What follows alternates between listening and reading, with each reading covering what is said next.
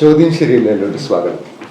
ഇന്ന് നമ്മുടെ അതിഥി ഡോക്ടർ അശ്വതി സേവ്യർ, ആയുർവേദ ഡോക്ടറാണ്, സൈക്കോളജിസ്റ്റാണ്. അശ്വതി, വെൽക്കം. Thank you.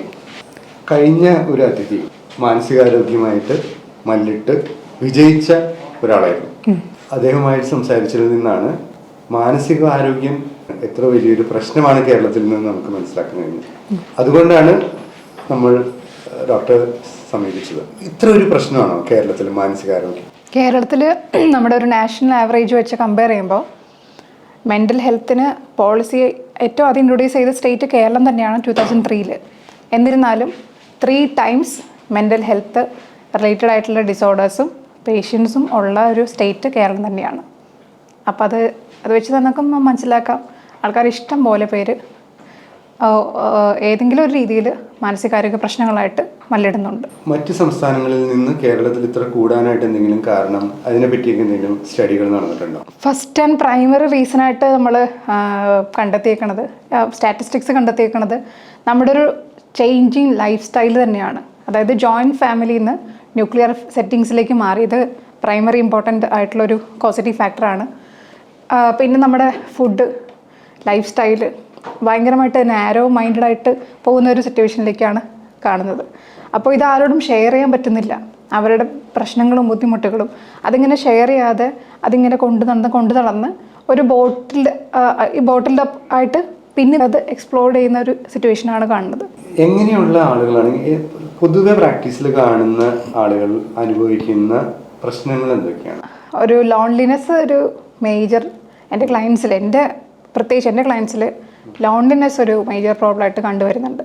അതായത് എല്ലാവരും ഉണ്ടെങ്കിലും ആരും ഇല്ല എന്നുള്ളൊരു തോന്നൽ. അതായത് അവരുടെ വിഷമങ്ങളാണെങ്കിലും മനസ്സ് തുറന്ന് ഇതൊന്ന് ഷെയർ ചെയ്യാൻ ആരുമില്ല, ആൾക്കൂട്ടത്തിൽ തന്നെയാണ്. അതെ സീരിയസ്ലി. അപ്പോൾ അച്ഛനോടും അമ്മയോടൊക്കെ പറയണതിന് പരിധികളുണ്ട്. ഫ്രണ്ട്സ് ആണെങ്കിലും അവരെല്ലാവരും അവരുടെ ലൈഫിൽ ഭയങ്കര ഒക്യുപ്പൈഡ് ആണ്. അപ്പോൾ ഇതെന്താണെന്ന് അറിയാത്തൊരു സിറ്റുവേഷനുണ്ട്. മെജോറിറ്റി ആൾക്കാർ ഡിപ്രഷൻ എന്നൊരു സ്റ്റേജിലാണ് നമ്മുടെ ക്ലിനിക്കിൽ വരുന്നത്. പിന്നീട് അവർ സ്റ്റേജ് ബൈ സ്റ്റേജ് അത് പതുക്കെ അത് തരണം ചെയ്ത് പോകുന്നുണ്ട്. നമ്മുടെ കുടുംബത്തിൽ ആർക്കെങ്കിലും ഡിപ്രഷൻ ഉണ്ടോ എന്ന് ഒരു കുടുംബാംഗത്തിന് എങ്ങനെ മനസ്സിലാക്കാൻ സാധിക്കും? കൂടുതലും പുറത്തേക്ക് പോകുന്ന ഒരു സോഷ്യൽ ആക്ടിവിറ്റി കുറയും നല്ലോണം. ഒറ്റയ്ക്കാണ് സ്പെൻഡ് ചെയ്യാൻ പുള്ളി അല്ലെങ്കിൽ ഹി ഓർ ഷീ പ്രിഫർ ചെയ്യണത് ഒറ്റയ്ക്ക് സ്പെൻഡ് ചെയ്യാനാണ്. പിന്നെ ആണെങ്കിലും ഒന്നും ചെയ്യാനൊരു മോട്ടിവേഷൻ ഉണ്ടാവില്ല. ആ ഒരു പ്രൊഡക്ടിവിറ്റി എന്ന് പറയുന്നത് വളരെയധികം കുറയും. അതൊക്കെയാണ് പെട്ടെന്ന് നമുക്ക് ഇത്ര നാൾ നല്ലോണം സംസാരിച്ചുകൊണ്ടിരുന്ന ഒരാൾ പെട്ടെന്നൊരു വ്യത്യാസം. അങ്ങനെയാണ് കുടുംബത്തിലുള്ള ആൾക്കാരെ നോട്ട് ചെയ്ത് തുടങ്ങുന്നത്. ഇയാൾ ഷെയർ ചെയ്യുന്നില്ലെങ്കിലും നമുക്കത് ഒബ്സർവ് ചെയ്യുമ്പോൾ നമുക്ക് മനസ്സിലാവും ഒരു പരിധി വരെ. ഡിപ്രഷൻ ഒരു തുടക്കത്തിൽ അങ്ങനെയാണെങ്കിലും അതിന് ആത്മഹത്യയിലോട്ടൊക്കെ നയിക്കാൻ സാധ്യതയുള്ളതാണ്. അത് ഓരോരുത്തരുടെ സ്റ്റേറ്റ് ഓഫ് മൈൻഡ് പോലെ ഇരിക്കും. കാരണം കുറേ പേര്, ഇപ്പോൾ നമ്മൾ കാണുന്ന മനുഷ്യരെല്ലാം ഒരുപോലെ ആണെങ്കിലും ഉള്ളിൽ ഒരുപോലെ ആയിരിക്കില്ല. ഓരോരുത്തരുടെയും ബലം അത് വ്യത്യാസമുണ്ട്, ആത്മബലം വ്യത്യാസമുണ്ട്, മനോബലം വ്യത്യാസമുണ്ട്. അപ്പോൾ കുറേ പേര് അത് തരണം ചെയ്യും. എങ്ങനെയെങ്കിലൊക്കെ ഹെൽപ്പ് സീക്ക് ചെയ്ത് ആരുടെയെങ്കിലൊക്കെ സഹായം ചോദിച്ചിട്ട് അവർക്ക് ഒരു അവയർനെസ് കിട്ടിക്കഴിയുമ്പോൾ അവരത് എങ്ങനെയെങ്കിലൊക്കെ അത് കോപ്പപ്പ് ചെയ്യാനായിട്ട് ശ്രമിക്കും. അതിൻ്റെ ഭാഗമായിട്ടാണ് നമ്മുടെ അടുത്തേക്കൊക്കെ വരുന്നത്. അല്ലെങ്കിൽ ഒന്നെങ്കിൽ അവർ ഫാമിലിയുള്ള ആരെങ്കിലും അല്ലെങ്കിൽ ഫ്രണ്ട്സിനോട് ഷെയർ ചെയ്യും. അങ്ങനെ അവർക്കൊരു ഇൻസൈറ്റ് കിട്ടിയിട്ട് അവരുടെ ലൈഫിൽ ചേഞ്ചസ് വരുത്തും. ഇപ്പോൾ ലൈഫ് സ്റ്റൈലിൽ, ഫുഡ് ഹാബിറ്റിൽ, പിന്നെ അവരുടെ എന്തെങ്കിലും സ്മോക്കിങ്ങോ ഡ്രിങ്കിങ്ങോ അങ്ങനെ ഒരിക്കലും അവോയ്ഡ് ചെയ്യാൻ പറ്റാത്ത ബാഡ് ഹാബിറ്റ്സ് ഒക്കെ ഉണ്ടെങ്കിൽ കണ്ടെത്തി അതവർ തരണം ചെയ്യും. ഇതൊന്നും ചെയ്യാൻ പറ്റാത്ത വേറൊരു വിഭാഗം ആൾക്കാരുണ്ട്. അവർ പൊതുവേ ന്യൂറോട്ടിസിസം എന്നൊരു ട്രീറ്റ് ഉണ്ട്. അപ്പോൾ അത് കൂടുതൽ ടെൻഡൻസി ഉള്ള ആൾക്കാരുണ്ട്. സൈക്കോട്ടിക് ടെൻഡൻസികൾ ഫെമിലിയലായിട്ട് ജനറ്റിക്കായിട്ട് കൂടുതലുള്ള ഒരു വിഭാഗം ആൾക്കാരുണ്ട്. അവരിലാണ് ഇത് സൈക്കോട്ടിക് ഡിസോർഡർ ആവാനും പിന്നീട് അതിൻ്റെ ഒരു ഭാഗമായിട്ട് സൂയിസൈഡൽ ടെൻഡൻസി കൂടിയിട്ട് സൂയിസൈഡ് ചെയ്യാനും ഒക്കെ ഉള്ളൊരു സ്ഥിതിയിലേക്ക് വരുന്നത്. ഇപ്പോൾ നമ്മുടെ കുടുംബത്തിൽ ഒരാൾ ഇങ്ങനെ അലൂഫായിട്ട് ഡിസ്റ്റൻസ് ചെയ്തിരിക്കുക, മോട്ടിവേഷൻ ഇല്ലാതെ ഒന്നും ചെയ്യാനായിട്ട്, അപ്പോൾ അതൊരു ഏർലി സ്റ്റേജസ് ആണെങ്കിൽ ഇതിനൊരു ഇന്റർവെൻഷൻ അത്യാവശ്യമാണ്, വളരെ അത്യാവശ്യമാണ്. നമ്മുടെ ഇപ്പൊ പോലും വളരെ പ്രോഗ്രസീവാണ്. നമ്മുടെ ഈ ട്രാൻസിഷൻ തന്നെയാണല്ലോ, അതായത് നഗരവൽക്കരണം, അർബനൈസേഷൻ ആണ് ഇതിൻ്റെ ഒരു റീസണിങ്ങിൽ പോലും നമുക്ക് ആ ഒരു അവയർനെസ് ഭയങ്കര കൂടുതലാണ് കേരളത്തിലെ population compare to other States. അപ്പോൾ ഒരു അവയർനെസ് കൂടുതലുണ്ടെങ്കിൽ പോലും ആൾക്കാർക്ക് ഇതൊരു ആൾക്കാരെല്ലാത്തിനും ഒരു വട്ട് എന്നൊരു ഒരു തിങ്ങാണ് കാണുന്നത്. അപ്പോൾ എല്ലാം വട്ടല്ല, അപ്പോൾ ചെറിയൊരു സൈക്കോളജിക്കൽ ഡിസോർഡർ ആയിരിക്കാം. അവർക്ക് തന്നെ ചിലർ ഒറ്റയ്ക്ക് അത് എങ്ങനെയെങ്കിലൊക്കെ മാനേജ് ചെയ്യും. അത് പറ്റാത്തവർ ചിലർ കാണിക്കണത് ഇപ്പോൾ ആത്മഹത്യ എന്ന് പറഞ്ഞില്ലേ, ആത്മഹത്യ ചിലർ ഇപ്പോൾ റിലേഷൻഷിപ്സിലാണെങ്കിലും ഞാൻ ആത്മഹത്യ ചെയ്യും അതിനർത്ഥം അവർ ആത്മഹത്യ ചെയ്യുന്നല്ല, ഭീഷണിയാണ്. അല്ലെങ്കിൽ ഭീഷണിനെക്കാളും ഉപരി ഹെൽപ്പാണ് സീക്ക് ചെയ്യണത്. ഞാൻ ഇത്ര പ്രശ്നത്തിൽ കൂടെ പോവാണ്, എനിക്ക് വേറെ വഴിയില്ല, ഞാൻ മരിച്ചു കളയും എന്നാണ് പറയണത്. So you should help me. ആദ്യം അവർ അതല്ലാതെ പറഞ്ഞു നോക്കും, മനസ്സിലായില്ലേ?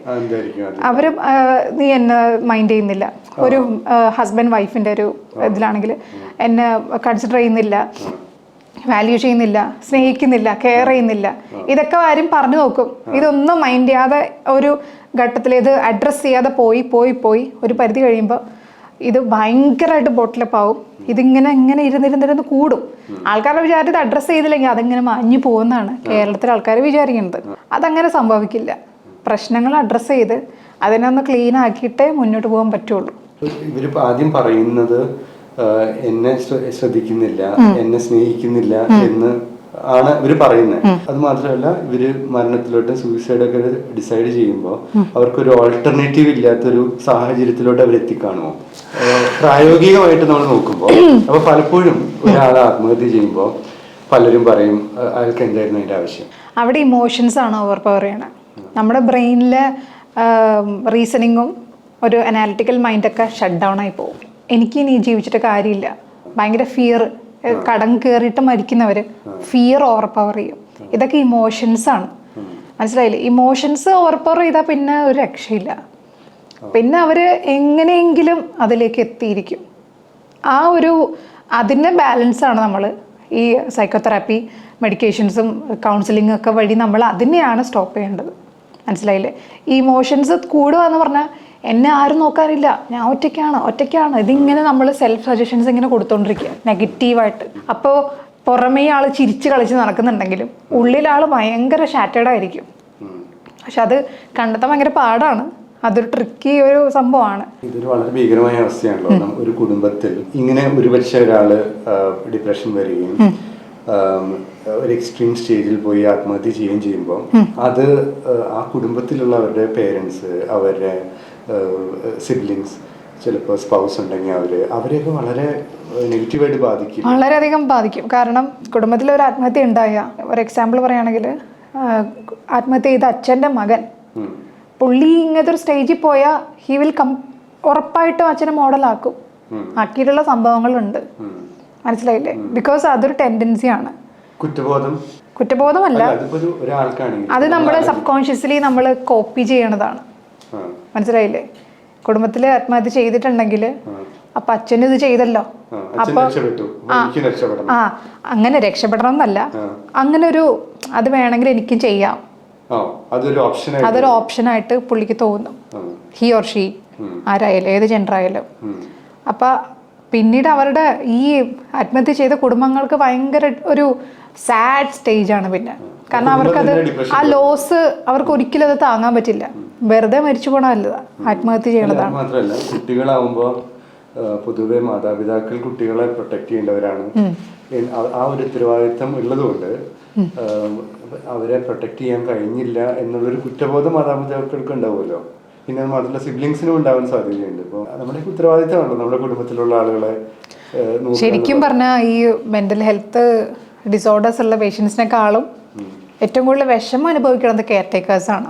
അവർക്കാണ് ശരിക്കും പറഞ്ഞാൽ നമ്മുടെ കൗൺസിലിംഗ് ഒക്കെ കൂടുതൽ കൊടുക്കേണ്ടത്. കാരണം ബാക്കി അവർ ഓൾറെഡി അവർ ഡിസീസ് അവസ്ഥയിലാണ്, അവർക്ക് നമുക്ക് മെഡിക്കേഷൻസ് കൊടുക്കാം, തെറാപ്പി കൊടുക്കാം, അവരെങ്ങനെയെങ്കിലൊക്കെ അപ്ലിഫ്റ്റ് ചെയ്ത് ഒരു പരിധി വരെ നമുക്ക് ഹെൽപ്പ് ചെയ്യാം.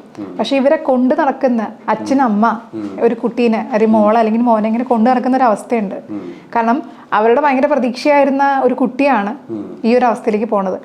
പക്ഷേ അത് the end of the life അല്ല എന്ന് മനസ്സിലാക്കണം. കാരണം നമ്മുടെ നാട്ടിൽ ഇപ്പോൾ ഇഷ്ടം പോലെ, ഇപ്പോൾ നമ്മുടെ കേരള ഗവൺമെൻറ് ആണെങ്കിൽ കുറേ ഇനിഷ്യേറ്റീവ് എടുത്തിട്ടുണ്ട്.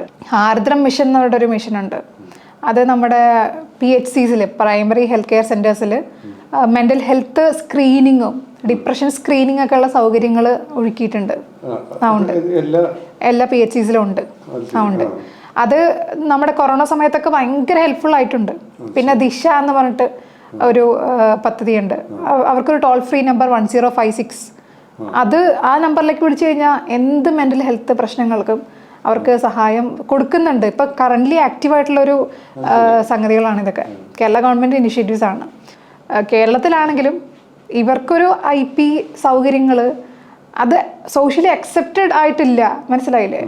ഇതൊരു ഇപ്പോഴും ഒരു സ്റ്റിഗ്മയാണ്. ആൾക്കാർ ക്ലിനിക്കിലേക്ക് വന്ന് തന്നെ ഒളിച്ചും പാത്തും പതുങ്ങിയും ആരെങ്കിലും കണ്ട എന്ത് വിചാരിക്കും, അവരെങ്ങനെയൊക്കെയോ. പിന്നെ അവരത് തീരുമാനിച്ച് മോൻ അല്ലെങ്കിൽ മോൾക്ക് അല്ലെങ്കിൽ എനിക്ക് അല്ലെങ്കിൽ കൂട്ടുകാരിക്ക് സഹോദരിക്ക് സഹോദരന് ഇവർക്ക് പ്രശ്നമുണ്ട് അല്ലെങ്കിൽ അതോ വേറെ പോംവഴിയില്ല എന്ന ഒരു സിറ്റുവേഷൻ എത്തുമ്പോഴാണ്, ലാസ്റ്റ് സ്റ്റേജിലാണ് ഇവിടെ വരുന്നത്. അതിൻ്റെ ആവശ്യമില്ല.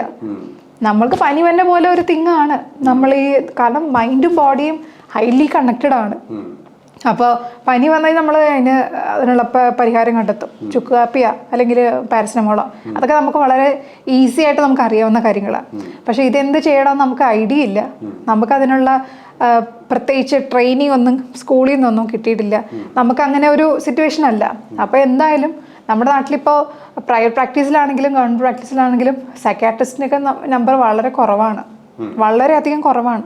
നമുക്ക് പറയുന്ന ഒരു കണക്കെന്ന് പറഞ്ഞാൽ ഇറ്റ് ഈസ് വെരി ഹൈലി, എന്താ പറയുക, നമുക്കിനി ആവശ്യമുണ്ട്. Doctor to people, doctor to patient ആണ്. പീപ്പിൾ ഇത് പറയാൻ പറ്റില്ല. അത് 0 something out of 12 lakh or 12,000 അങ്ങനെ എന്തോ ഒരു, എനിക്ക് കൃത്യമായിട്ട് കണക്ക് ഓർമ്മയില്ല, വളരെ കുറവാണ്. അത് ഇനിയും കൂടുതൽ വരണം. ആൾക്കാർ ഇത് അക്സെപ്റ്റ് ചെയ്യണം. ഇതൊരു വലിയ സമൂഹത്തിന്. കഴിഞ്ഞ നമ്മുടെ ഇന്റർവ്യൂല് ഈ പറഞ്ഞ ഒരു എന്ന് പറഞ്ഞാൽ ആരാന്റെ അമ്മയ്ക്ക് പ്രാന്ത് വന്നാൽ കാണാൻ നല്ല രസമാണ്. അത് തന്നെയാണ് ഇന്നത്തെ സ്ഥിതി. മലയാളികൾ അത്ര അധപ്പതിച്ചവരാണ്. ഇല്ലില്ല, അതൊക്കെ കുറെ മാറിയിട്ടുണ്ട്. ആൾക്കാർക്ക് സ്വയമാണ് പേടി. മറ്റുള്ളവരെ കുറിച്ച് അത് ചിന്തിക്കുന്നെന്ന് എനിക്ക് തോന്നുന്നില്ല. പക്ഷെ അവനവന്റെ വീട്ടില് പ്രശ്നം വന്നു കഴിഞ്ഞാൽ പെണ്ണ് കിട്ടില്ല, അങ്ങനെ ഒരു തിങ്ങുണ്ട്. ജോലി കിട്ടുമോ, അവന്റെ ലൈഫ് തീർന്നു, അങ്ങനെയൊക്കെ ഒരു അങ്ങനെ ഭയപ്പെടണോ? അതായത് ഒരാള് മനോരോഗിയായ ഒരാളെ വിവാഹം കഴിക്കാനോ പ്രേമിക്കാനോ ഒക്കെ ഒരാൾ ഭയപ്പെടണോ? അതൊരു ഭയങ്കര ക്വസ്റ്റ്യൻ ആണ് കേട്ടോ. ഭയപ്പെടണമെന്ന് വെച്ച് കഴിഞ്ഞാൽ അങ്ങനെയുള്ളവർക്ക് പ്രേമമുണ്ട്, വിവാഹം ചെയ്തിട്ടുമുണ്ട്, കുട്ടികളുമുണ്ട്, അങ്ങനെ ജീവിക്കുന്ന ഇഷ്ടംപോലെ പേരുണ്ട്. അതൊരു ബാലൻസ് ആണ് ആക്ച്വലി. ആ സ്പൗസ് അല്ലെങ്കിൽ പാർട്ട്ണർ അല്ലെങ്കിൽ ഫാമിലിയിലുള്ളവർ അതൊരു ബാലൻസ് ചെയ്ത് പോണതാണ്. ആൻഡ് ഇയാളും ഹി ഓർ ഷീ അവരുടെ അവയർനെസ് ഭയങ്കര ഇമ്പോർട്ടൻ്റ് ആണ്. രോഗി അക്സെപ്റ്റ് ചെയ്തിട്ട് മുന്നോട്ട് പോകുന്നവർ അവർ ഏകദേശം ഒരു അത്യാവശ്യം സോഷ്യലായിട്ട് ജീവിക്കുന്ന ഇഷ്ടം പോലെ പേരുണ്ട്.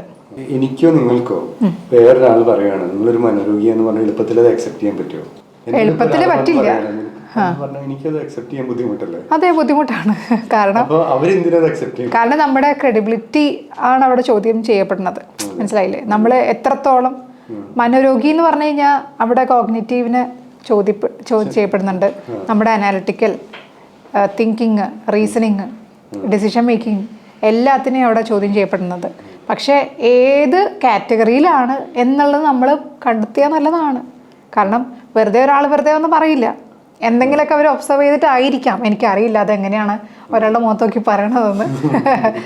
എന്തായാലും നമ്മളൊന്ന് അകത്തേക്ക് പോകണത് നല്ലതാ, എങ്ങനെയാണെങ്കിലും. മനസ്സിലായില്ലേ? ഞാനൊരു പേഷ്യൻ്റ് ആണെന്ന് വിചാരിക്കുക, എനിക്ക് എങ്ങനെ അറിയാൻ പറ്റും എനിക്ക് ഹെൽപ്പിന്റെ ആവശ്യമുണ്ടോ? അതായത് എങ്ങനെയാണ് ഇത് കണ്ടെത്തണതെന്നല്ലേ? ഒരു സെൽഫ് അസസ്മെന്റ് ചെയ്യാൻ പറ്റും. അറ്റ്ലീസ്റ്റ് ഏർലി സ്റ്റേജസ് ആണെങ്കിൽ വളരെ എളുപ്പത്തിൽ രക്ഷപ്പെടാലോ. അതില് കണ്ടെത്താൻ പറ്റണമെന്ന് പറഞ്ഞാൽ നമ്മൾ ചെയ്യുന്ന കാര്യങ്ങളൊന്നും കൃത്യമായിട്ട് പോകാതെ വരും. റിസൾട്ട് ഇല്ലാതെയല്ല, അത് ഫിനിഷ് ചെയ്യാൻ പറ്റാതെ വരും ടാസ്കുകൾ. പിന്നെ രാവിലെ ബെഡിൽ നിന്ന് എഴുന്നേക്കാൻ പറ്റാതെ വരും. മനസ്സിലായില്ലേ? നമുക്കൊരു ഒന്നും ചെയ്യാനൊരു പ്രചോദനം ഉണ്ടാവില്ല. പിന്നെ കാരണമില്ലാതെ സങ്കടം, ഹൈലി സെൻസിറ്റീവായിട്ട് എന്തിനും ഏതിനും നമുക്ക് റിയാക്ട് ചെയ്യാനുള്ളൊരു ടെൻഡൻസി, ദേഷ്യം, അല്ലെങ്കിൽ ഭയങ്കരമായിട്ട് എനിക്ക് ആരോടും സംസാരിക്കണ്ട, എനിക്ക് ആരും കാണണ്ട, അങ്ങനെ ഒരു നമ്മളൊരു ഒരു ഒരു സ്ഥലത്തേക്ക് ഇങ്ങനെ കൺഫൈൻഡ് ആയി പോകുന്ന ഒരു സിറ്റുവേഷൻ നമുക്ക് മനസ്സിലാവും. അത് നമ്മുടെ ബോഡി ക്യൂസ് തരും. അത് നമുക്ക് മനസ്സിലാവുമ്പോഴാണ് ദൈവം എന്താണ് പെട്ടെന്ന് ഞാൻ ഇറിറ്റേറ്റ് ആവും. നമുക്ക് മനസ്സിലാവും, കുറച്ച് കഴിയുമ്പോൾ നമുക്ക് മനസ്സിലാവും why am I like this, എന്തോ പ്രശ്നമുണ്ട്. നമുക്ക് ഇൻറ്റ്യൂഷൻ ഉറപ്പായിട്ടും കിട്ടും. എല്ലാവർക്കും ആ ഒരു നമ്മുടെ ഉള്ളില് മൈൻഡ് ഉണ്ടല്ലോ, മൈൻഡ് ഇസ് വെരി പവർഫുൾ. അത് ഓരോരുത്തർക്കും ഓരോ അവയർനെസ് ആണ്. എന്നാലും നമുക്കൊരു അകത്തുനിന്നൊരു തോന്നലുണ്ടാവും സംതിങ് ഇസ് റോങ്. ശ്രദ്ധിക്കണത് നമ്മളെ തന്നെ ശ്രദ്ധിക്കാൻ തുടങ്ങിയില്ലെങ്കിൽ തുടങ്ങണം. ഒരു ഇൻട്രോസ്പെക്ഷൻ നമ്മൾ ഉറപ്പായിട്ടും ചെയ്യണം. എല്ലാവരും നമ്മളെക്കുറിച്ചൊരു പോയിന്റ് പറയുകയാണെങ്കിൽ നമ്മളത് ഇല്ല, സമ്മതിക്കില്ല, ഞാൻ അങ്ങനെയല്ല എന്ന് പറഞ്ഞിട്ട് കാര്യമില്ല. There should be something. There is no smoke without fire, അല്ലേ? ഉറപ്പായിട്ടും നമ്മൾ അവർ പറഞ്ഞതിൽ പോയിന്റ് ഉണ്ടോ എന്ന് ശരിക്കും അന്വേഷിക്കണം. അന്വേഷിക്കണം എന്ന് പറഞ്ഞാൽ മേ ബി നിങ്ങൾ ലൈഫിൽ ട്രസ്റ്റ് ചെയ്യുന്ന കുറച്ച് പേരുണ്ടാവും. നമ്മുടെ എല്ലാവരുടെ ലൈഫിൽ കുറച്ച് പേര് അത്യാവശ്യം ക്രെഡിബിൾ ആയിട്ടുള്ള, നമ്മൾ ട്രസ്റ്റ് ചെയ്യുന്ന ഒരു 1-2 പേരെങ്കിലും നമ്മുടെ ജീവിതത്തിൽ ഉണ്ടാവണം, അല്ലെങ്കിൽ ഉണ്ടാകും. അവരോടൊന്ന് അഭിപ്രായം ചോദിക്കാം. ഇഫ് യു ആർ കംഫർട്ടബിൾ, നമ്മളെ കുറിച്ച് ജഡ്ജ് ചെയ്യില്ല എന്ന് ഉറപ്പുള്ള ആരോടെങ്കിലും, എടാ അല്ലെങ്കിൽ എടി എനിക്കിങ്ങനെ ഒരു പ്രോബ്ലം ഉണ്ട്, എന്താണ് ചെയ്യേണ്ടത്? അപ്പോൾ അവർ പറയും, എടാ ഏതൊരു വലിയ പ്രശ്നമൊന്നുമില്ല, ഒരു അവർക്ക് അതൊരു ചോദ്യമാണ്. ശരിയാണ്, അവർക്ക് ചിലപ്പോ അങ്ങനെയുണ്ട്. അവർക്ക് ഒരു ഭയങ്കരമായ ടെൻഡൻസി ഉണ്ട്, ഇതിന്റെ ഇരട്ടി പ്രശ്നങ്ങളാണ് എനിക്ക്. ഞാനിവിടെ നിക്കണത് ഒരു കടലൊക്കെ നീന്തി കടന്നിട്ടാണ്. അപ്പൊ നിനക്കതൊക്കെ ചെറിയ പ്രോബ്ലം. അങ്ങനെ നമുക്ക് പറയാൻ പറ്റില്ല. കാരണം ഫ്രണ്ട്സ് കൊടുക്കണം നിർബന്ധമില്ല. അപ്പോ ഈ പറഞ്ഞ ട്രസ്റ്റ് ചെയ്ത ആൾക്കാരുടെ നിന്ന് ഉത്തരം കിട്ടുന്നില്ലെങ്കിൽ ഹി ഷുഡ് നോട്ട്, അല്ലെങ്കിൽ ഷീ ഷുഡ് നോട്ട് സ്റ്റോപ്പ്. അവിടെ സ്റ്റോപ്പ് ചെയ്യരുത്. അയാൾക്ക് കുറച്ചുകൂടെ അയാൾക്ക് അവയർനെസ് ഉണ്ടെങ്കിൽ, ഈ മെന്റൽ ഹെൽത്ത് ഇഷ്യൂസിനെ കുറിച്ച് അവയർനെസ് ഉണ്ടെങ്കിൽ, he or she will definitely suggest you to go for some therapy. ഉറപ്പായിട്ടും തെറപ്പിക്ക് പോണത് ഒരു നോർമൽ തിങ് ആക്കണം. അതാണ് യെസ്, ഉറപ്പായിട്ടും. കാരണം നമ്മളിപ്പോൾ നമ്മുടെ നാട്ടിൽ ഇഷ്ടംപോലെ ഹോമിയോ ഡിസ്പെൻസറീസ് ഉണ്ട്, ആയുർവേദം ഉണ്ട്, മോഡേൺ ഉണ്ട്, എല്ലാ തരത്തിലുള്ള നമുക്ക് ആക്സസ് ഉണ്ട് എല്ലാത്തിനും. നമ്മൾ അതുപോലെ തന്നെ ഒരു തിങ് ആക്കണം. നമുക്കൊരു തെറാപ്പിസ്റ്റ് നമ്മുടെ ഇഷ്യൂസ് സംസാരിക്കാനായിട്ട്. മാനസികാരോഗ്യത്തിന്റെ ക്രൈസിസിനെ പറ്റി നമ്മൾ സംസാരിച്ചു. ആത്മഹത്യയിലോട്ട് വരെ നയിക്കുന്ന കാര്യങ്ങൾ, അങ്ങനെയുള്ള എന്തെങ്കിലും കഥകൾ പറയാൻ പറ്റും? എൻ്റെ ക്ലിനിക്കിൽ വന്നൊരു പേഷ്യൻറ്റ്, പുള്ളിക്കാരത്തി ആദ്യം വന്നത് അവരുടെ ഒരു സെപ്പറേഷൻ, ബ്രേക്കപ്പ് കഴിഞ്ഞിട്ട് ആളെ മറക്കാൻ പറ്റുന്നില്ല, ആൾക്ക് പ്രൊഡക്റ്റീവ് ആവാൻ പറ്റുന്നില്ല, പഠിക്കാൻ പറ്റുന്നില്ല, സ്റ്റുഡൻ്റാണ്. അപ്പോൾ വന്ന് നമ്മളത് ഏകദേശം അത് ഓവർകം ചെയ്യാൻ ഹെൽപ്പ് ചെയ്തു. അപ്പോൾ ഷി വാസ് വെരി ഹാപ്പി.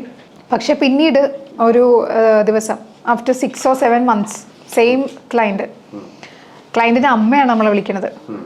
ഡോക്ടറെ, അവൾ ഭയങ്കര കരഞ്ഞുകൊണ്ടിരിക്കുകയാണ്, എനിക്ക് കൺട്രോൾ ചെയ്യാൻ പറ്റുന്നില്ല, ഡോക്ടറിനെ വിളിക്കണം എന്ന് പറഞ്ഞിട്ടാണ് കരഞ്ഞുകൊണ്ടിരിക്കണത്. നമ്മൾ ദൂരെയുള്ള പേഷ്യൻ്റാണ്.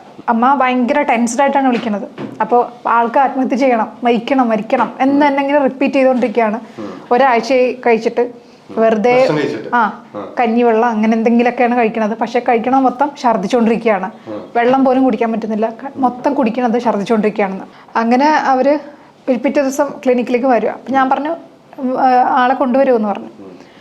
പിറ്റേ ദിവസം ആള് വരുന്നത് തന്നെ, നമ്മുടെ റൂമിലേക്ക് കയറി വന്നത് തന്നെ, എനിക്കിപ്പോൾ മരിക്കണം ഡോക്ടറെ എന്ന് പറഞ്ഞിട്ടാണ് വന്നത്.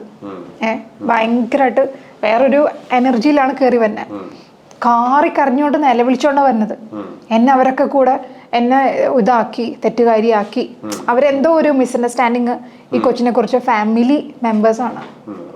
മനസ്സിലായില്ലേ? ഇവള് ചെയ്യാത്ത എന്തോ കാര്യം, ഇവളെന്തോ മോശമാണ്, മനസ്സിലായില്ലേ? സോഷ്യലി അവളുടെ കംപ്ലീറ്റ് റെപ്യൂട്ടേഷൻ നശിച്ചു. അവൾ പക്ഷെ നല്ല മിടുക്കി കുട്ടിയാണ്, നല്ല സ്റ്റുഡിയസ് ആണ്, നല്ല മിടുക്കത്തിയാണ്. പക്ഷെ ഫാമിലി കുറച്ച് കൺസർവേറ്റീവ് തിങ്കിങ് ഉള്ള ഫാമിലിയാണ്. അവരെല്ലാവരും കൂടെ കുട്ടികൾ വരെ എന്നെ വന്ന് ചീത്ത പറയാണ്, ഭയങ്കരമായിട്ട് എനിക്ക് ഹറാസ്മെൻറ്റ് ഫീൽ ചെയ്യുന്നു, എനിക്ക് ജീവിച്ചിട്ട് കാര്യമില്ല ഡോക്ടറെ, ഞാൻ മരിക്കുകയാണ്, മരിച്ച അവർക്ക് സന്തോഷമാകും, അവരെല്ലാവരും വന്ന് എന്നെ ചീത്ത പറയുന്നു. ചിലർ ഫിസിക്കലി അവളെ ഹിറ്റ് ചെയ്തു, അങ്ങനെയൊക്കെ ഉള്ള സിറ്റുവേഷൻ. ഇതൊക്കെ ശരിക്കും പറഞ്ഞു കഴിഞ്ഞാൽ ഒരു പരിധിവരെ നമുക്ക് ഹാൻഡിൽ ചെയ്യണതിന് ഭയങ്കര ഒരു ചലഞ്ചാണ് ആക്ച്വലി ഇങ്ങനെ വരുന്ന പേഷ്യൻസിനെ. കാരണം അവർ നമ്മുടെ അടുത്തേക്ക് വരികയാണ് ഇങ്ങനെ മരിക്കണം എന്ന് പറഞ്ഞിട്ട്.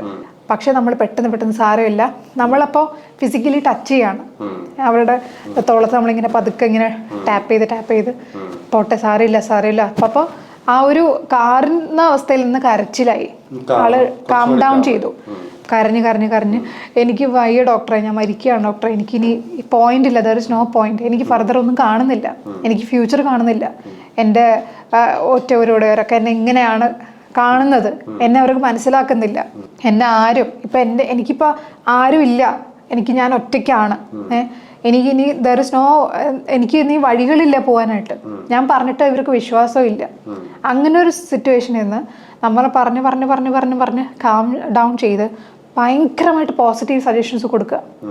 പെട്ടെന്ന് തന്നെയാണ് നമ്മൾ ട്രാൻസ് സ്റ്റേജിലേക്ക് ആക്കി. കാരണം ഇവർ നമുക്കല്ലാതെ നമുക്ക് സംസാരിച്ചിട്ട് നമുക്ക് ഹാൻഡിൽ ചെയ്യാൻ പറ്റില്ല. ട്രാൻസ് സ്റ്റേജ് എന്ന് പറഞ്ഞാൽ ഡീപ്പ് ഒരു റിലാക്സ് സ്റ്റേറ്റ് ആണ്.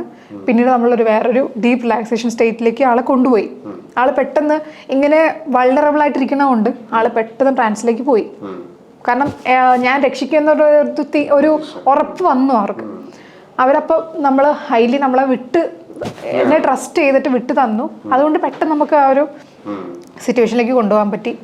എന്നിട്ട് നമ്മൾ ആ ഒരു സബ് കോൺഷ്യസ് മൈൻഡ് അപ്പോൾ നല്ല ആക്റ്റീവ് ആവും ഈ ട്രാൻസ് സ്റ്റേജിൽ. അപ്പോൾ ഈ ഒരു അവസ്ഥയിൽ നമ്മൾ പോസിറ്റീവ് സജഷൻസ് ഭയങ്കരമായിട്ട് കൊടുക്കും. അപ്പോൾ ഈ ഒരു ട്രാൻസ് സ്റ്റേജിൻ്റെ പ്രത്യേകത എന്ന് പറഞ്ഞു കഴിഞ്ഞാൽ നമ്മുടെ ആ ഒരു ക്രിട്ടിക്കൽ നമ്മുടെ അനാലിറ്റിക്കൽ ആക്ടിവിറ്റിയൊക്കെ ഒന്ന് കുറഞ്ഞ് നമ്മുടെ ഒരു പുറത്ത് നടക്കുന്ന കാര്യങ്ങളെക്കുറിച്ചുള്ള ഒരു റെഡ്യൂസ്ഡ് അവെയർനെസ് വരും. അപ്പോൾ നമ്മൾ കുറച്ചുകൂടെ ഡീപ്പ് കാം ആൻഡ് റിലാക്സ് സ്റ്റേജിലേക്ക് പോവുകയാണ്. ഈ സമയത്ത് നമ്മുടെ sub conscious mind highly suggestibility കൂടിയിരിക്കുന്ന ഒരു സ്റ്റേറ്റാണ്.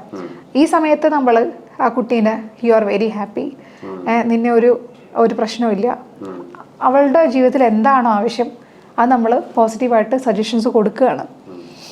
ഇമ്മീഡിയറ്റ്ലി ആളുടെ ഭയങ്കരമായിട്ട് ഹാർട്ട് റേറ്റ് ഒക്കെ താന്ന് നല്ല കാം ആൻഡ് റിലാക്സ്ഡ് ആയി. വിത്തിൻ ഒരു half an hour all okay ആയി.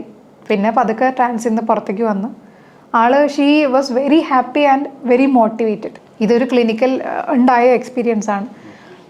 പിന്നെ ഇതുപോലെ സൂയിസൈഡൽ തോട്ടല്ല, ഇതേപോലെ തന്നെ ഹൈലി ഡിസ്റ്റർബ്ഡ് ആയിട്ട് വന്ന വേറൊരു പേഷ്യൻ്റ് ഉണ്ട്. അത് ആൽക്കഹോളിസം ആണ് ആളുടെ പ്രശ്നം. അത് ആൽക്കഹോളിക് ആയിട്ടുള്ള ജോലി പോയി, ഹൈലി നല്ല ഏർണിംഗ് ആയിട്ടുള്ള ഒരു ആളായിരുന്നു.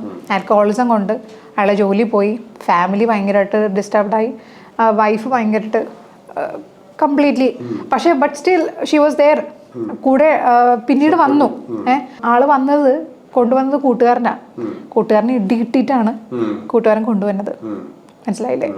ബട്ട് സ്റ്റിൽ കൂട്ടുകാരൻ ഭയങ്കര കെയറിങ്ങും ലവിങ്ങും ആയതുകൊണ്ട് ഇവൻ ഈ കാണിക്കുന്ന ഇടി തരുന്ന ആ മനുഷ്യനല്ല, നല്ല സ്നേഹമുള്ള മനുഷ്യനാണെന്നുള്ള ഭയങ്കര അണ്ടർസ്റ്റാൻഡിങ് ഉള്ളതുകൊണ്ട് എങ്ങനെയൊക്കെയോ നമ്മുടെ ക്ലിനിക്കിലേക്ക് കൊണ്ടുവന്നു. പക്ഷെ നമുക്ക് അതിനെ എടുക്കാൻ പറ്റില്ല, നമുക്ക് റെഫർ ചെയ്യാനേ പറ്റുള്ളൂ. ബട്ട് സ്റ്റിൽ നമ്മളത് മാനേജ് ചെയ്തു, റിലാക്സ്ഡ് ആക്കാൻ ശ്രമിച്ചു. പക്ഷെ പുള്ളി നമ്മുടെ കയ്യിൽ നിന്നില്ല. റിലാക്സ് ആയിരിക്കുന്ന നമ്മൾ ട്രാൻസിലേക്ക് പോകുന്ന അവസ്ഥയിൽ പുള്ളി ചാടി എഴുന്നേറ്റ് കാറിക്കൊണ്ട്, ഞാൻ ഭാഗ്യത്തിനാണെന്ന് രക്ഷപ്പെട്ടത്, എന്നെയൊക്കെ ഹിറ്റ് ചെയ്തതിനെ. കാരണം വേറൊരു ഇതിലേക്ക് പോവാണ്, സ്റ്റേറ്റ് ഓഫ് മൈൻഡിലേക്ക് പോവാണ്, ആ ഒരു അവസ്ഥയിലേക്ക് പോവാണ്. അപ്പോൾ നമുക്കത് എടുക്കാൻ പറ്റില്ല. നമ്മളത് ഉറപ്പായിട്ടും സൈക്കാട്രിസ്റ്റ് ഉറപ്പായിട്ട് വേണം, അവർക്ക് മെഡിക്കേഷൻസ് ഉറപ്പായിട്ട് വേണം. നമ്മൾ അവരെ ഉറപ്പായിട്ട് റെഫർ ചെയ്യണം, മനസ്സിലായില്ലേ? നമുക്കത് ഹാൻഡിൽ ചെയ്യാൻ പാടില്ല. അങ്ങനെയുള്ള പേഷ്യൻസിനെ സൈക്കാട്രിസ്റ്റിൻ്റെ അടുത്ത് പോകണം. അവർക്ക് മെഡിക്കേഷൻ, അവർക്ക് സ്റ്റേ ചെയ്ത് ഇൻ പേഷ്യൻ്റ് മെഡിക്കേഷൻസ് എടുക്കേണ്ട പേഷ്യൻസും ഉണ്ട്. ഞാൻ ഈ ആദ്യത്തെ കഥ പറഞ്ഞല്ലോ, അതിൽ 2-3 കാര്യങ്ങൾ ഭയങ്കര ഇൻട്രസ്റ്റിംഗ് ആയിട്ട് എനിക്ക് തോന്നി. അതൊന്ന് ഛർദിച്ചുകൊണ്ടിരുന്നു. അപ്പൊ അതെന്തുകൊണ്ടാണ്? അത് ബോഡി അതെടുക്കുന്നതാണ്. കാരണം നമ്മുടെ ബോഡിയും മൈൻഡും ഹൈലി കണക്റ്റഡ് ആണ്. സൈക്കോസൊമാറ്റിക് ആണ് എല്ലാ ഡിസോർഡേഴ്സും. അതായത് മൈൻഡിന് പ്രശ്നം വന്നു കഴിഞ്ഞാൽ അത് ബോഡിയിൽ റിഫ്ലക്റ്റഡ് ആവും. ബോഡിയിൽ പ്രശ്നം ഉണ്ടെങ്കിൽ അത് മൈൻഡിനെയും എഫക്റ്റ് ചെയ്യും. അത് വയറിനെയാണെന്ന് ആദ്യം ബാധിക്കുക. വയറിനെ ബാധിക്കുന്ന ഗ്യാസ്ട്രൈറ്റിസ് ഒക്കെ നമ്മുടെ സ്ട്രെസ്സിന്റെയും ഇപ്പൊ IBS പോലുള്ള അസുഖങ്ങളൊക്കെ ഹൈലി സ്ട്രെസ് റിലേറ്റഡ് ആണ്. മനസ്സിലായില്ലേ? അവരുടെ ഒരു ഹൈലി സ്ട്രെസ്ഫുൾ ആയിട്ടുള്ള ലൈഫ്, അതായത് ടാർഗറ്റ് മീറ്റ് ചെയ്യണം. മിക്കവാറും ഭയങ്കരമായിട്ട് ബിസിനസ് ഒക്കെ ചെയ്യുന്ന ബിസിനസ് പേഴ്സണൽസിനാണ് IBS പോലുള്ള അവസ്ഥകളൊക്കെ വരുന്നത്. കാരണം അവരുടെ അവരുടെ ലൈഫ് സ്റ്റൈല് ഹൈലി അൺപ്രഡിക്റ്റബിൾ ആണ്. ഉറക്കം, പിന്നെ ഫുഡ്, ടൈംലി ഫുഡ് ഇൻടേക്ക് ഇല്ല, പിന്നെ സ്ട്രെസ്സിന് നല്ല റോളുണ്ട്. ക്രോണിക് സ്ട്രെസ്സിന് നല്ല റോളുണ്ട്. നമ്മുടെ കംപ്ലീറ്റ്ലി ഫിസിക്കലി നമ്മളെ എഫക്ട് ചെയ്യാൻ നല്ല റോളുള്ള ഒരു തിങ്ങാണ് ക്രോണിക് സ്ട്രെസ്. പിന്നെ ഈ ഇപ്പൊ നേരത്തെ പറഞ്ഞ കഥയില് ആളൊരു ട്രാൻസ് സ്റ്റേജിൽ പോയി എന്ന് പറഞ്ഞിട്ട് നമ്മൾ ഈ പൊതുവെ സിനിമകളിലൊക്കെ ഇങ്ങനെ ഒരു ശങ്കാടിയുള്ള ഒരു ആളിങ്ങനെ ഇങ്ങനെ കൈയൊക്കെ കാണിച്ചിട്ടുള്ള പരിപാടി, ഇതൊക്കെ തന്നെയാണോ നടക്കുന്നത്? ശരിക്കും ഈ എങ്ങനെയാണ് ഇപ്പൊ സൈക്കോളജിസ്റ്റുകളെ പൊതുവെ ആൾക്കാർ കാണുമ്പോൾ തന്നെ പേടിയത് ഇപ്പൊ എന്റെ മനസ്സിലുള്ളവർക്ക് ആളെ കണ്ടുപിടിക്കോ? ഇതൊക്കെ ശരിക്കും നടക്കും? മനസ്സിലുള്ളതൊന്നും കണ്ടുപിടിക്കാൻ പറ്റില്ല. അതിന് നമുക്ക് എൻട്രി ഒന്നുമില്ല. നമുക്ക് ഒരു പരിധി വരെ ഹിപ്നോതെറാപ്പി ഒരു കോംപ്ലിമെന്ററി തെറാപ്പിയാണ്. അതൊരു പ്രൈമറി തെറാപ്പി അല്ല. But it functions very well with psychotherapy, medication, counselling, talk തെറാപ്പിൻ്റെ കൂടെയൊക്കെ ഹൈലി കോംപ്ലിമെൻ്ററി ആയിട്ട് ഫങ്ഷൻ ചെയ്യുന്ന ഒരു തെറാപ്പിയാണ്. എന്താ ഇതിൻ്റെ പ്രത്യേകത എന്ന് പറഞ്ഞു കഴിഞ്ഞാൽ, ഇത് നമ്മൾ ട്രാൻസ് സ്റ്റേജിലേക്ക് പോകാമെന്ന് പറഞ്ഞില്ലേ. ട്രാൻസ് എന്ന് പറഞ്ഞാൽ 2 ബ്രെയിൻ വേവ്സിൻ്റെ ഒരു ട്രാൻസിഷൻ സ്റ്റേജാണ്. ആൽഫ വേവ്സും തീറ്റ വേവ്സും. അതായത് നമ്മൾ ഈ വ്യക്തിനെ ഇപ്പോഴത്തെ ഈ തൻ്റെ ഒരു അവസ്ഥയിൽ തൻ്റെ കോൺഷ്യസ് ആണ് ആക്റ്റീവ്. കോൺഷ്യസ് ആണ് കൂടുതൽ കാര്യങ്ങൾ കേൾക്കുകയും അത് സ്ക്രീൻ ചെയ്തിട്ട് കുറച്ച് കാര്യങ്ങൾ മാത്രമേ താൻ അകത്തേക്ക് എടുക്കുന്നുള്ളൂ. ബാക്കിയൊക്കെ താൻ അവിടെ അത് വേണ്ട ഡോക്ടറെ, അതവിടെ ഇരിക്കട്ടെ എന്ന് പറഞ്ഞ് ഇരിക്കുകയാണ്. അപ്പോൾ നമ്മൾ എത്ര സ്മോക്ക് ചെയ്യരുത് കേട്ടോ, അല്ലെങ്കിൽ ഡ്രിങ്കിങ് കുറയ്ക്കണം കേട്ടോ, ഷുഗർ കുറയ്ക്കണം കേട്ടോ എന്നൊക്കെ പറഞ്ഞിട്ട് ഒരു കാര്യമില്ല. കോൺഷ്യസ് കേട്ടിട്ട് ഓക്കെ ഞാൻ ഡോക്ടർ അങ്ങനെ പലതും പറയും. എല്ലാം സമ്മതിച്ചിട്ട് ആള് തനിക്ക് ഇഷ്ടമുള്ള പോലെ താൻ പോയി ചെയ്യും. ഇവിടെ അങ്ങനെയല്ല. ഈ ഒരു ആൽഫ ആൻഡ് തീറ്റ വൈബ്സിലേക്ക് നമ്മൾ പോകുമ്പോൾ സംഭവിക്കുന്നത് highly suggestibility. No you are very completely conscious awareness ആണ്. ആൽഫയിലേക്ക് പോകുന്നത് ഈ പറഞ്ഞില്ലേ ഉഷാന്താടിക്കാരൻ ഇങ്ങനെ കാണിക്കുമെന്ന്, അങ്ങനെ കാണിക്കും. അത് നമ്മളൊരു ട്രാൻസിലേക്ക് കൊണ്ടുപോകാൻ ചെറിയ ചെറിയ ടെക്നീക്സ് ഉണ്ട്. അത് കോൺസെൻട്രേഷൻ കൊടുത്ത് അവരെ ഒരു റിലാക്സ്ഡ് വെയ്ക്ക്ഫുൾനെസ്സിലേക്ക് കൊണ്ടുപോവാ. മനസ്സിലായില്ലേ? He's not sleeping but he's not awake. രണ്ടിന്റെയും ഇൻ ബിറ്റ്വീൻ ഉള്ള ഒരു തിങ് ആണ്. അതിനെയാണ് ട്രാൻസ്. അതിന് ആൽഫ വേവ്സും തീറ്റ വേവ്സും ഉണ്ട്. ആൽഫ എന്ന് പറയുമ്പോൾ ഇതിന്റെ സ്റ്റാർട്ടിങ് അവസ്ഥയാണ് ആൽഫ വേവ്സ്. അവിടെ എന്ന് പറഞ്ഞാൽ നമ്മളൊരു ലൈറ്റ് മെഡിറ്റേഷൻ നമ്മളൊരു ലൈറ്റ് മെഡിറ്റേഷൻ ചെയ്യുമ്പോൾ നമ്മുടെ ഒരു ആൽഫ വേവ്സിലേക്കാണ് നമ്മുടെ ബ്രെയിൻ പോകുന്നത്. റിലാക്സ്ഡ് ആണ്. അവിടെ ഈ പറഞ്ഞ പോലെ ക്രിട്ടിക്കൽ തിങ്കിങ്ങും അനാലിറ്റിക്കൽ എബിലിറ്റിയും അതൊക്കെ ഇങ്ങനെ ഒന്ന് കാം ഡൗൺ ചെയ്ത് നമ്മളൊന്ന് റിലാക്സ്ഡ് ആയിട്ടിരിക്കുകയാണ്. ഈ സമയത്ത് നമുക്ക് ഈ ആളോട് പോസിറ്റീവ് സജഷൻസ് പറഞ്ഞു കഴിഞ്ഞാൽ അയാൾ കേൾക്കും. മനസ്സിലായില്ലേ? ഒരു പരിധി വരെ അയാൾ കേൾക്കും. ഇപ്പൊ സ്ട്രെസ് ഒക്കെ ഉള്ളവർക്ക് അവരുടെ കോപ്പിംഗ് മെക്കാനിസം എൻഹാൻസ്ഡ് ആവും. മനസ്സിലായില്ലേ? അതർവൈസ് നമ്മൾ ഇപ്പൊ ഫോബിയ ഉള്ളവർക്ക്, പേടികളുള്ളവർക്ക് അവരുടെ പേടി കൊടുക്കുന്ന സ്റ്റിമുലൈനോട് റെസ്പോൺസ് ചെയ്യുന്നത് കുറയും. അതാണ് ഫോബിയാസിനും ഈ സ്ട്രെസ്സിനൊക്കെയുള്ള ഹിപ്നോതെറാപ്പിയുടെ റിലവൻസ്. ഇനി ആൽഫ വേവ്സിൽ നിന്ന് തീറ്റ വേവ്സിലേക്ക് പോകുമ്പോൾ ഒന്നുകൂടെ ഡീപ്പ് റിലാക്സ്ഡ് ആവും. അപ്പോൾ ഹൈലി നമ്മൾക്ക് ആ ഒരു മറ്റേ നമ്മുടെ ഒരു ഡീപ്പ് ലൈയിങ് ഇമോഷൻസ് ഉണ്ട് ഇയാളുടെ, ഈ പേഴ്സൻ്റെ. അയാളുടെ ഇമോഷൻസ് ഉണ്ട്, അയാളുടെ തോട്ട് പാറ്റേൺസ് ഉണ്ട്, പിന്നെ പണ്ടത്തെ മെമ്മറീസ് ഉണ്ട്, ബാഡ് മെമ്മറീസ് ഉണ്ടാവും. മനസ്സിലായില്ലേ? ട്രോമ ഉണ്ട്, അവരുടെ ട്രോമാറ്റിക് എക്സ്പീരിയൻസസിൻ്റെ മെമ്മറി. ഇവിടെയൊക്കെയാണ് നമ്മുടെ തെറാപ്പിസ്റ്റ് ചെന്നിട്ട് അയാളുടെ ആ ഒരു ഇതിനെ നമുക്ക് പോസിറ്റീവ്ലി നമുക്കതിനെ ചേഞ്ച് ചെയ്യാൻ പറ്റും. സജഷൻസ് കൊടുത്തിട്ട് ചേഞ്ച് ചെയ്യാൻ പറ്റും. സബ് കോൺഷ്യസ് അത് നേരിട്ട് കേൾക്കുകയാണ് ആ സമയത്ത്. മനസ്സിലായില്ലേ? അങ്ങനെയാണ് ഇപ്പോൾ ബൈപ്പോളർ ഉള്ള അവർക്കാണെങ്കിലും അവരുടെ ഒരു മാനിക് സ്റ്റേജിനെയൊക്കെ ഒരു പരിധിവരെ നമുക്ക് ബാലൻസ് ചെയ്യാൻ പറ്റും. ആ ഡിപ്രസീവ് സ്റ്റേജിനെയൊക്കെ നമുക്ക് ഒരു പരിധിവരെ നമുക്കൊന്ന് ബാലൻസ് ചെയ്ത് അവരുടെ ഒരു ഭയങ്കരമായിട്ടുള്ള ഒരു ഡെസ്പറേറ്റ് സ്റ്റേജിൽ നിന്ന് നമുക്ക് ഒരു പരിധിവരെ നമുക്ക് ഹെൽപ്പ് ചെയ്യാൻ പറ്റും. ക്യാൻസർ വന്ന പേഷ്യൻസിനൊക്കെ പെയിനിനെ ഒരു പരിധിവരെ അവർക്ക് അറിയാതിരിക്കാൻ പറ്റും ഈ ഒരു സ്റ്റേജിൽ പോയിട്ടുണ്ടെങ്കിൽ. ഒരു പരിധി വരെയാണ്. ബട്ട് ഓൺലി മെഡിക്കേഷൻസിൻ്റെ കൂടെ വർക്ക് ചെയ്യുന്ന, ഞാൻ നേരത്തെ പറഞ്ഞ പോലെ ഒരു കോംപ്ലിമെൻ്ററി തിങ് ആണ്. പക്ഷേ ഹൈലി എഫക്റ്റീവ് ആണ്. നമ്മുടെ കൗൺസിലിങ്ങിൻ്റെ കൂടെ തന്നെ ഇത് കൊണ്ടുപോവാണെങ്കിൽ കൂടുതൽ റിസൾട്ട് ഉള്ളൊരു തിങ് ആണ്. നേരത്തെ ആ കുട്ടിയുടെ സ്റ്റോറിയിൽ വേറൊന്ന് പറഞ്ഞു, ടച്ച്. അത് എത്ര ഇമ്പോർട്ടൻ്റ് ആണ് ഒരാൾക്ക് ടച്ച്? ടച്ച് ആക്ച്വലി ഹ്യൂമൻസിൻ്റെ ഒരു ഇൻഹെറൻറ്റ് നീഡാണ് ടച്ച്. ടച്ച് ഇല്ലാത്തതാണ് ഒരു മേജർ പ്രോബ്ലം. എല്ലാവർക്കും ക്രേവിങ് ഉണ്ട്. എൻ്റെ ഒരു ഫ്രണ്ട് പറഞ്ഞേക്കണതാണ്, എൻ്റെ അമ്മ എന്നെ ഒന്ന് എൻ്റെ പുറത്തുനിന്ന് തലോടിയിരുന്നെങ്കിലെന്ന് ഞാൻ കുറേ പ്രാവശ്യം ആഗ്രഹിച്ചിട്ടുണ്ട്. പക്ഷെ അമ്മ ഈസ് നോട്ട് അവെയർ. അമ്മമാർ വിചാരിക്കണത് എന്താ എൻ്റെ മോനല്ലേ, എൻ്റെ മോളല്ലേ, എനിക്ക് എന്ത് ഇഷ്ടമുണ്ടെന്ന് അവനറിയാമല്ലോ, അല്ലെങ്കിൽ അവൾക്ക് അറിയാമല്ലോ, പിന്നെ എന്തിനാ ഈ ടച്ച്. കുറേ പേർക്കൊക്കെ അതിൻ്റെ ഒന്നും ആവശ്യമില്ല, അയ്യേ എന്നൊക്കെ ആ ഒരു തിങ്കിങ് ആണ്. പക്ഷെ ടച്ച് ചെയ്യണം. പിള്ളേരെ ടച്ച് ചെയ്താണ് വളർത്തേണ്ടത് കുഞ്ഞിലേ മുതൽ. ഇപ്പോൾ ഒരു നമ്മൾ 18 മാസം മുതൽ കുഞ്ഞുങ്ങളാണെങ്കിലും അവർക്ക് അവയർനെസ് ഉണ്ട്. അവരുടെ പ്രൈമറി കെയർ ഗീവേഴ്സിന് അവരുടെ ജീവിതത്തിൽ വലിയ റോളുണ്ട്.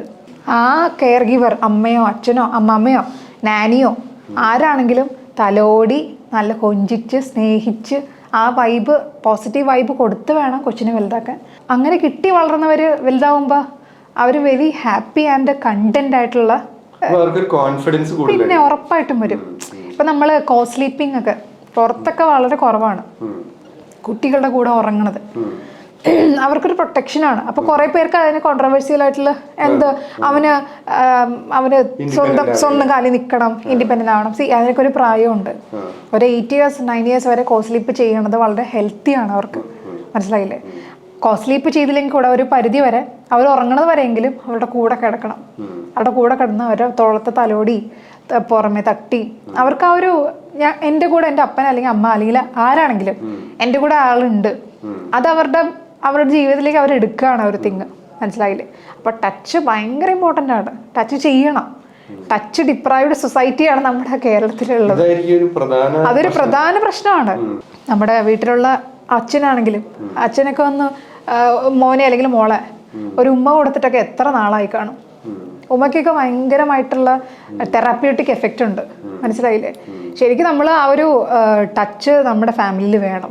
ഇപ്പോൾ ക്രിസ്ത്യാനികളുടെ വീട്ടിലൊക്കെ ആണെങ്കിൽ, ഇപ്പം എൻ്റെ വീട്ടിലൊക്കെ ആണെങ്കിൽ പ്രാർത്ഥന കഴിഞ്ഞ് കഴിഞ്ഞാൽ ഞങ്ങൾ സ്തുതി കൊടുക്കും. സ്തുതി കൊടുത്തിട്ട് അപ്പാപ്പനും അമ്മാമ്മയ്ക്കും ഒക്കെ നമ്മൾ ശരിക്കും തൊട്ടിട്ടൊക്കെ നമ്മൾ ഇത് കിസ് ചെയ്യും. അതൊക്കെ ഒരു നമ്മുടെ കൾച്ചറിലുള്ളൊരു തിങ്ങാണ്. അപ്പം അതുപോലെ നമ്മൾ അങ്ങോട്ടും ഇങ്ങോട്ടൊരു നമ്മളുണ്ട്, ഒരു സപ്പോർട്ടാണ് ആക്ച്വലി.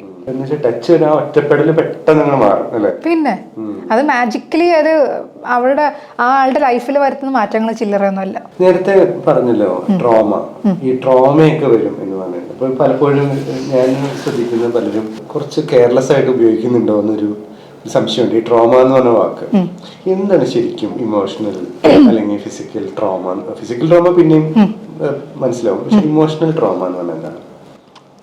ട്രോമ എന്ന് പറഞ്ഞാൽ അതൊരു സാഹചര്യത്തെ ഡിപ്പെൻഡ് ചെയ്യും.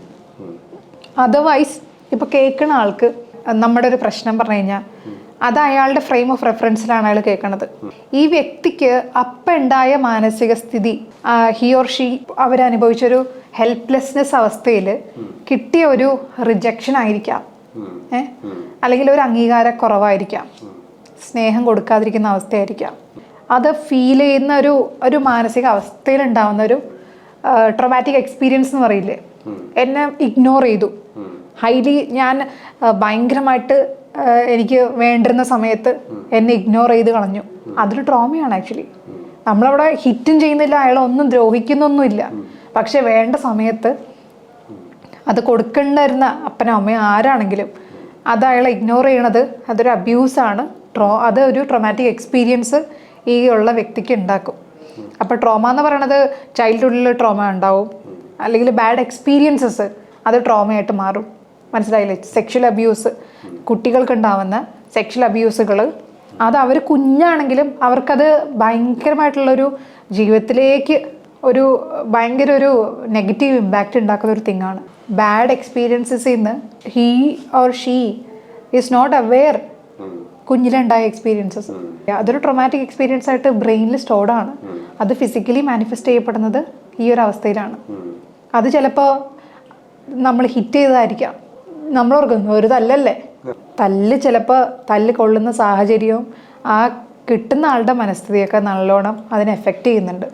അതാണ് നമുക്ക് എൻ്റെ ട്രോമയാണ് അതൊക്കെ ഇപ്പൊ ടെക്നിക്കലി ഒരാളൊരു ഒരു ട്രോമ എന്ന് പറയുമ്പോൾ അതിനൊരു ഫിസിക്കലി അത് ഓർത്തിരിക്കണം എന്നുണ്ടെങ്കിൽ എന്താണ് അതിന്റെ ഇപ്പൊ സെക്ഷൽ അബ്യൂസ് ഒബ്വിയസ്ലി, പിന്നെ ബോഡി റിമെമ്പേഴ്സ്, ഒരു ഡിസോസിയേഷൻ ഉണ്ടാവണോ എന്നൊക്കെ പറഞ്ഞേക്കാം. അതായത് ഒരു ട്രോമ വരുമ്പോൾ ഡിസോസിയേറ്റ് ചെയ്യും. കാരണം ഒരു എക്സാമ്പിൾ ഇപ്പോൾ loss of our dear and near ones, നമ്മുടെ ഒരു വളരെ അടുത്ത അച്ഛനോ അമ്മയോ അമ്മമ്മയോ പപ്പനോ ആരാണെങ്കിലും അവര് മരിച്ചു പോയെന്ന് വിചാരിക്കുക, അല്ലെങ്കിൽ ഒരു ബ്രേക്കപ്പ് ഉണ്ടായെന്ന് വിചാരിക്കുക. Sometimes the person may act as if nothing has happened. അതിനെയാണ് ഡിസോസിയേഷൻ എന്ന് പറയുക. അതായത് അയാളുടെ ആ പ്രസന്റ് സ്റ്റേറ്റ് ഓഫ് മൈൻഡിൽ നിന്ന് അയാൾ വേറെ സ്റ്റേജിലേക്ക് പോയി, ഡിസോസിയേറ്റ് ചെയ്തു. ആൻഡ് ഡിസോസിയേറ്റഡ് സ്റ്റേജിൽ he's okay or she's okay. മറ്റുള്ളവർ നോക്കുമ്പോൾ ഇവള് കാര്യമാണൊന്നുമില്ലല്ലോ, കാരണം മരിച്ചു കിടക്കല്ലേ, ആളെന്താ ഇങ്ങനെ പയറ് പോലെ അങ്ങോട്ട് ഇങ്ങോട്ട് നടക്കുന്നത്. അത് പക്ഷേ that doesn't mean he or she is okay. അത് ഡിസോസിയേറ്റഡ് സ്റ്റേജിലാണ്. Really suffering. മിക്കവാറും ബാഡ് റിലേഷൻഷിപ്സിൽ ഹസ്ബൻഡ് ഓർ വൈഫ് ഏതെങ്കിലും ഒരാള് സഫറേഴ്സ് ഉണ്ട്. ആ സഫറർ പക്ഷേ അബ്യൂസ്ഡ് റിലേഷൻഷിപ്പിൽ why he or she staying there. അവർ ഡിസോസിയേറ്റഡ് സ്റ്റേജിലാണ്, അവരൊരു ഡിനയൽ സ്റ്റേജിലാണ്. ആ ഒരു ഡിസോസിയേറ്റഡ് സ്റ്റേജിൽ നിൽക്കുമ്പോൾ നമുക്ക് തോന്നും ആൾ ഓക്കെ ആണ്, ഷീ ഈസ് ഓക്കെ, കുഴപ്പമില്ല, എങ്ങനെയൊക്കെയോ നമുക്കറിയില്ല എങ്ങനെയാ പോണെന്ന്. ചൈൽഡ്ഹുഡിൽ ഉണ്ടാവുന്ന ഈ എസ്പെഷ്യലി PTSD ഒക്കെ ഇതുമായിട്ട് ബന്ധപ്പെട്ടതാണോ? ഈ PTSD മാതിരിയുള്ള രോഗങ്ങളുണ്ടല്ലോ, അപ്പൊ അത് ഈ ഒരു ട്രോമാറ്റിക് ഇവന്റ് ഉണ്ടാവുകയും നമ്മൾ അന്നേരം ഡിസോസിയേറ്റ് ചെയ്യും, പിന്നെ അതിന്റെ ക്യൂസ് പിന്നീട് ഉറപ്പായിട്ടും. കാരണം നമ്മൾ എത്ര നമ്മൾ മറന്നുപോയി എന്ന് വിചാരിച്ചാലും ബോഡി റിമെമ്പേഴ്സ് എന്ന് പറയുന്ന തിങ് ഉണ്ട്. പിന്നീട് ഒരു സിറ്റുവേഷൻ വരുമ്പോഴത്തേക്കും സെയിം നമ്മുടെ ഹാർട്ട് റേറ്റ്, നമുക്കുണ്ടായ ഭയങ്കരമായിട്ട് വേർത്ത് പോകുന്ന നമ്മുടെ ആ ഒരു എക്സ്പീരിയൻസ് തിരിച്ചു വരും. അതിനാണ് ഒരു സിറ്റുവേഷൻ വരുമ്പോഴത്തേക്കും നമുക്കൊരു അവയർനെസ് ഇല്ലെങ്കിൽ പോലും ബോഡി അത് സെൻസ് ചെയ്യും. കാരണം നമ്മുടെ ബോഡിയല്ല അത്, നമ്മൾ അണ്ടർഗോ ചെയ്ത ഒരു ഡിഫിക്കൽട്ട് സിറ്റുവേഷനാണ്, ഡിഫിക്കൽട്ട് ഫേസ് ആണ്. അപ്പോൾ ഈവൺ ഇഫ് നമ്മൾ മറന്നാലും നമ്മുടെ ശരീരത്തിൽ അതിന്റെ ഓർമ്മയുണ്ടാവും. അതാണ് അതിൻ്റെ ഒരു തിങ്. ഒരാൾക്ക് മനോരോഗം എങ്ങനെയാണ് ഉണ്ടാവുന്നത്?